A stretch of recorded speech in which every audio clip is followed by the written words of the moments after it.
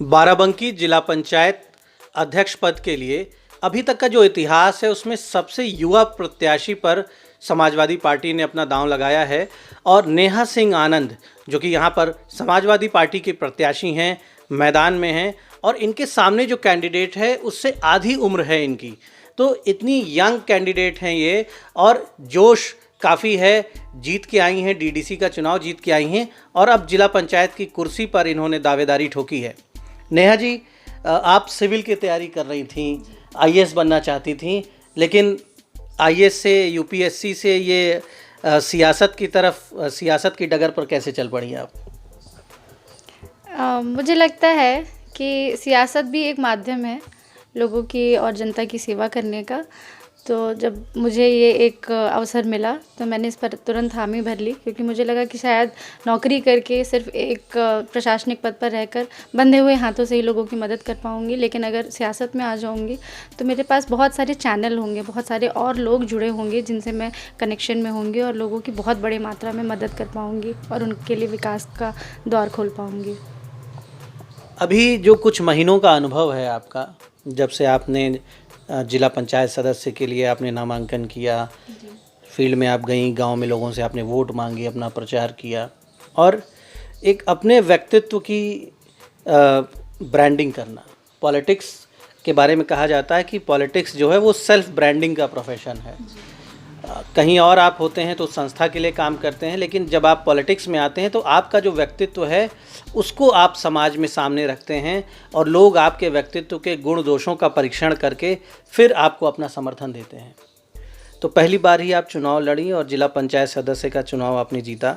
Field में जब आप जाती थीं, गाँव में लोगों से मिलती थीं, तो वहाँ पर किस तरह का जन समर्थन आपको मिला जो आपको पहले प्रयास में ही जीत मिली? जब शुरुआत में मैं त्रिवेदीगंज पहुंची हूं तब वास्तविक तौर पर मेरी जानकारी में मेरा जानने वाला वहाँ कोई नहीं था, ना कोई रिश्तेदारी थी, ना कुछ भी। बस ये था कि चुनाव लड़ना है और जनता के बीच में उतरना है। सबसे पहले मैंने शुरुआत यही की कि मैं ज़्यादा से ज़्यादा गांव में पहुंच सकूं, एक एक दरवाजे पहुंच सकूं। मैं कभी भी किसी भी ठेकेदार के पास नहीं बैठी कि आप मुझे 1000 वोट दिला दीजिए, आप मुझे 200 वोट दिला दीजिए, आप मुझे 500 वोट दिला दीजिए। मैंने नमस्ते सबसे रखा, सबसे मैंने सबको सम्मान देते हुए सबको नमस्कार किया। लेकिन मेरी प्राथमिकता ये थी कि मैं सब लोगों से मिलूं। उसके लिए मैंने त्रिवेदीगंज की महिलाओं को, जो हमारी वोटर थी, उनको, माताओं को, अपने भाइयों को, उनसे मिलने के बाद में मुझे ऐसा लगा कि यहाँ के लोग तो बहुत अच्छे हैं, बहुत इजी गोइंग हैं, लोग बहुत प्यार देते हैं। त्रिवेदीगंज बहुत बहुत ही प्यारा है, वो गांव बहुत प्यारा है और वहाँ इतना अच्छा लगा मुझे, इतना अच्छा रिस्पांस मिलने लगा। बच्चों में मैं बहुत ज़्यादा पॉपुलर हो गई। बच्चे मुझे एक तो बहुत पसंद है और बच्चों के लिए कुछ भी करना मुझे बहुत अच्छा लगता है। मुझे लगता है कि ऊपर वाले ने मुझे कम से कम इस काबिल बनाया है कि अपने से छोटों को प्यार दे सकती हूँ, सम्मान दे सकती हूँ। तो वो मैं पूरी तरीके से कर रही थी वहाँ पे। तो छोटे बच्चों के लिए मैं जहाँ भी मौका मिलता था बच्चों के साथ में थोड़ा टाइम स्पेंड करती थी।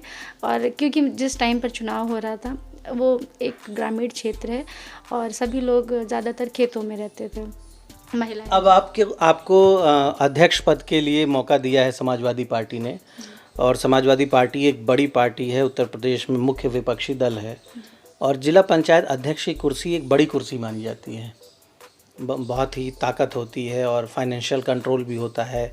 सैकड़ों करोड़ के बजट आते हैं ज़िले के विकास के लिए। उन सारी चीज़ों में एक डिसीजन लेना होता है, एक बड़ी लीडरशिप की वहाँ पर ज़रूरत होती है और ये अवसर आपको दिया है किस्मत ने, ऊपर वाले ने और पार्टी ने भी आपको टिकट दिया है। तो राजनीति में कम समय में बड़ा मौका आपके सामने है, एक बड़ी अपॉर्चुनिटी है आपके सामने कम समय में। इसको किस रूप में देख रही हैं? इसको बहुत पॉजिटिवली लेती हूँ और बहुत थैंकफुल हूँ। और बिल्कुल सही कहा आपने, ज़िले की कि बहुत अहम सीट है, बहुत अहम भूमिका रहती है ज़िले के विकास के लिए। तो क्योंकि मैं सिविल सर्विसेज एस्पिरेंट रही हूँ तो कहीं ना कहीं मैं समझती हूँ डिस्ट्रिक्ट मजिस्ट्रेट की कुर्सी भी कुछ उसी प्रकार की है। तो जब उस कुर्सी पे पहुंचने का सपना देखा था तब भी यही था कि जब ज़िले में पहुंचूंगी तो पूरे ज़िले का विकास करूंगी। तो ये तो शायद उससे भी ज़्यादा और मजबूत और उससे भी ज़्यादा बजट वाली कुर्सी है। तो मुझे लगता है कि उस चैलेंज के लिए मेंटली ऑलरेडी प्रिपेयर्ड थी और इस कुर्सी को मैं बहुत ज़्यादा राजनीतिक ना सोचते हुए इस समय प्रशासनिक कुर्सी देखती हूँ और समझती हूँ उससे मुझे ज़िले में बहुत सारी चीज़ें कंट्रोल करने का मौका मिलेगा। अच्छा, राजनीति में प्रतिस्पर्धा और विरोध भी सहना होता है, तमाम तरह की आलोचनाएं, आरोप भी सहने होते हैं। राजनीति की डगर दूर से जितनी लुभावनी दिखती है, जितना यहाँ पर ग्लोरी और ग्लैमर दिखता है, उतनी ही चैलेंजेस हैं, उतनी ही कांटों भरा ताज होता है सियासत में, ऐसा कहा जाता है। और आपके बारे में लोग कह रहे हैं कि साहब आप बीजेपी में पहले थीं और बीजेपी से आप चुनाव लड़ना चाहती थीं और फिर आपने अपनी आस्था बदल ली और आप समाजवादी पार्टी की ओर आगे बढ़ गई। मैं समझती हूँ आस्था के लिए तो कहीं आपको समय बिताना पड़ेगा। 6 महीने में आपकी आस्था कहीं नहीं हो सकती। ईश्वर में भी आस्था आपकी तभी आती है जब आप एक लंबा समय उस ईश्वर की प्रार्थना आराधना में बिताते हैं। पार्टी में आस्था की बात मैं कहूँगी तो मेरी कोई पार्टी में सदस्यता नहीं हुई थी, क्योंकि त्रिवेदीगंज तृतीय हैदरगढ़ बेल्ट में आता है और वहाँ पर बीजेपी लहर थी। लोगों का कहना था कि यहाँ पर क्योंकि वो अपर कास्ट बाहुल्य क्षेत्र है, इस वजह से मैंने सिर्फ टिकट की मांग की थी भारतीय जनता पार्टी से, जो कि मुझे नहीं मिला था। पार्टी ने समर्थन किसी और प्रत्याशी को दिया था और मैंने उस प्रत्याशी को हराया था। वो प्रत्याशी तो तीसरे नंबर पर रहा। तो मैं समझती हूँ कि बीजेपी में मैं कभी रही नहीं, और क्योंकि अभी बहुत नई हूँ तो लोग मेरे बारे में तरह तरीके के कमेंट्स करते हैं। कई लोग ये भी कहते हैं तो यहाँ की ही नहीं है, तो मैं उन्हें ये भी बताना चाहती हूँ मैं तो पैदा बाराबंकी हुई हूँ और ये मेरा घर है, इसी घर में पैदा हुई हूँ। तो मैं यहीं की हूँ और बाराबंकी ज़िला इतना अच्छा है, बेटियों को सम्मान देता है। मैं बाराबंकी की बेटी हूँ, मैं समझती हूँ कुछ तो बहुत अच्छा करना चाहती हूँ मैं, और मुझे पूरा मौका मिलेगा। समाजवादी पार्टी में शामिल होने का जो फैसला रहा वो कैसे हुआ? अचानक समाजवादी पार्टी में आने का निर्णय या ऑफ़र मिला कहीं से? क्योंकि मैं निर्दलीय चुनाव जीत कर आई थी और उसके बाद में मैंने निर्दलीय ही जिला पंचायत अध्यक्ष पद की दावेदारी कर दी थी। मैं सदस्यों से जब मुलाकात करने जाती थी तो सदस्यों से बातचीत के दौरान वो एक बात कहते थे कि आप निर्दलीय क्यों हैं? तो मैं उन्हें बताती थी कि क्योंकि मुझे नहीं लगता कि कोई दल आज की डेट में कोई भी दल ये एकदम से नया चेहरा अप्रोच करेगा और मैदान में उतारेगा। तो मैं अगर त्रिकोणीय लड़ाई लड़नी पड़ी तो मैं लड़ूंगी। तो सदस्यों का ये कहना था कि नहीं, ऐसा नहीं है, आप अभी बहुत नई हैं और राजनीति में किसी दल की बहुत महत्वता होती है, बहुत महत्ता होती है। तो उस महत्ता को ध्यान में रखते हुए मैंने भारतीय जनता पार्टी में भी आवेदन किया, लेकिन वही तिरस्कार मिला मुझे जो मुझे सदस्य में मिला था। भारतीय जनता पार्टी में समझती हूँ उन्हें रबड़ स्टैम्प्स चाहिए। हर आरक्षित सीट पर वो एक ऐसा प्रत्याशी उतारते हैं, उसे लड़ाते हैं और जिताते हैं जो उनके कंट्रोल में रहे। एक तेज़ आदमी को पार्टी कभी आगे नहीं आने देती, और ख़ास तौर से वो जब वो युवा हो और अपने आप में निर्णय लेने में सक्षम हो तो वो उसे और दबाती है।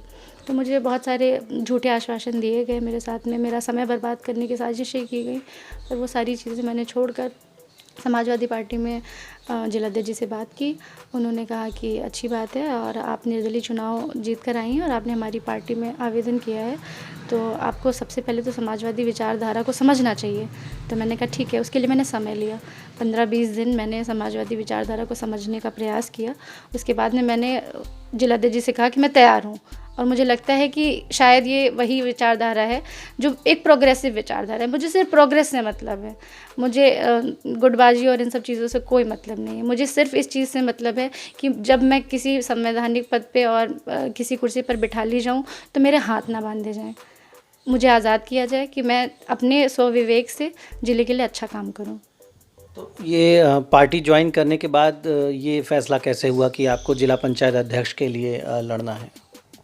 अब ये तो निर्णय प्रदेश का था, और हमारे प्रदेश अध्यक्ष जी ने एक युवा पे दाम लगाना उन्होंने ज़्यादा उचित समझा। किसने सबसे ज़्यादा मदद की आपकी ये मुकाम हासिल करने में कि टिकट आपको मिल गया और आपको प्रमोशन मिला, आते ही पार्टी में एक बड़ा मौका दे दिया पार्टी ने जिला पंचायत अध्यक्ष के लिए, तो सबसे ज़्यादा क्रेडिट अगर 2-3 लोगों का नाम लेने का मौका मिले तो आप किसे कहेंगे?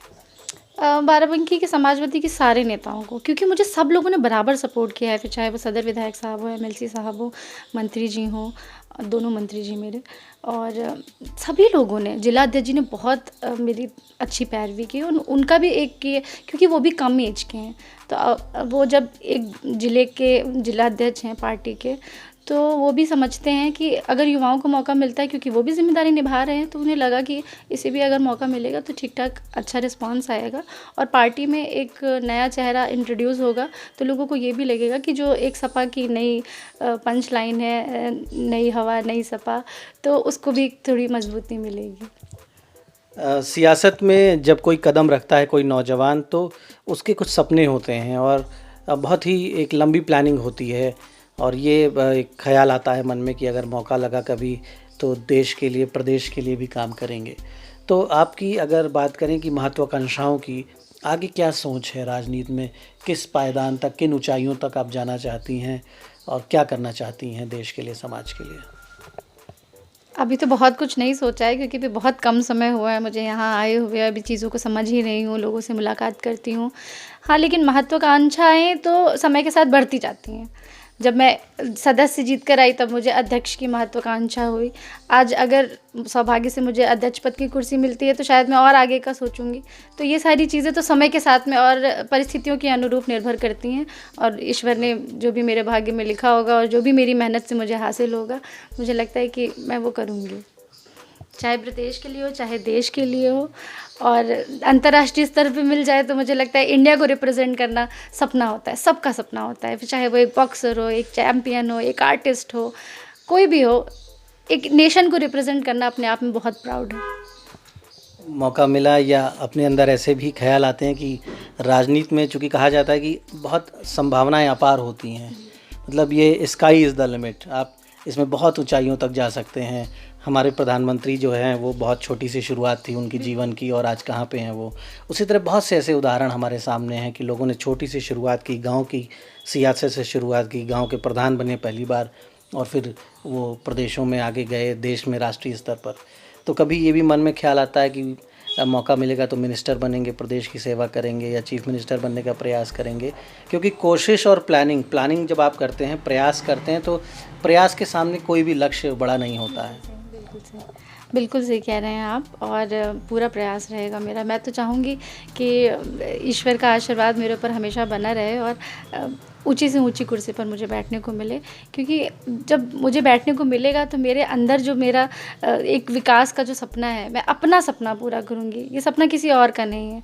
और लोगों को ये नेताओं में ये लगता है या अपने जो भी उनके रिप्रेजेंटेटिव्स होते हैं उनके ऊपर विश्वास नहीं होता है। उनको लगता है कि बस चुनाव जीत कर चले गए, अब ये दोबारा शक्ल नहीं दिखाएंगे। तो अच्छा, अगर आपकी लाइकिंग्स की बात करें तो देश प्रदेश में ऐसे 3 नेताओं के बारे में बताइए जिन्हें आप पसंद करती हों, राष्ट्रीय स्तर पर, देश के स्तर पर और प्रदेश के स्तर पे, जिनकी कार्यशैली से आप प्रभावित हो। मैं बहन जी से प्रभावित हूँ, मायावती जी से प्रभावित हूँ और सोनिया जी से भी प्रभावित हूँ, क्योंकि महिला होने के नाते एक बहुत अच्छा उनका भी लीडरशिप रहा है। और मैं इंदिरा नूरी जी से भी बहुत प्रभावित हूँ। तो आपने नेहा आनंद जी से उनकी बातों को सुना और उन्होंने अपने विचार रखे तमाम मुद्दों पर। और एक नौजवान नेता हैं और बहुत ऊर्जा है उनके अंदर और मन में बहुत कुछ है करने को, समाज के लिए, देश के लिए। कम ही समय में एक बड़ा मौका दिया है समाजवादी पार्टी ने और उन्हें हमारी टीम की ओर से शुभकामनाएं। हम उम्मीद करते हैं कि देश की राजनीति में, प्रदेश की राजनीति में वो बेहतर काम करेंगी और देश को आगे ले जाने के लिए, समाज को आगे बढ़ाने के लिए वो अपना योगदान देंगी। द इंडियन ओपिनियन के लिए दीपक मिश्रा।